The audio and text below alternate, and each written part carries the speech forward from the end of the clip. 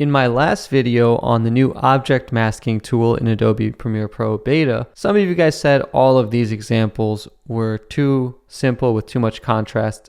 Let's try it on some clips with a little bit more going on. So let's grab our object mask tool, and I thought this would be a good clip. There's multiple different people. We can even use the add to selection mode to select 2 different people.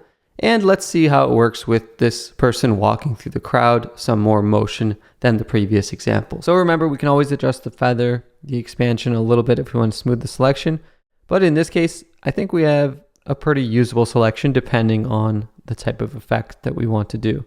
So this is one, depending on where I start here, it does work. But let's say I'm over here. Sometimes it's not being able to tell the difference between the tail.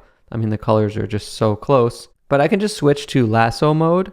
I can use the subtract from selection tool and manually add some boundaries. So now we've got this better selection, and then I can just track forward or backward as I need. And we still get a pretty decent selection here. Finally, I thought this would be kind of like impossible mode. You can't even barely see it, but there's some kind of lizard here on this rock.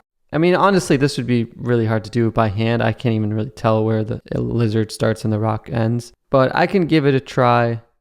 And at some point of the clip, the lizard darts over to this side of the tree, and it does manage to recognize that. And maybe you couldn't use this mask if you needed the most exact kind of outline. But let's say you just wanted to add some kind of cool color or tracking effect that generally followed this shape. I just added a little tint and a little strobe, and it still can be kind of a cool effect. So yeah, even if it is a simple clip, I mean, doing this stuff by hand is really tedious.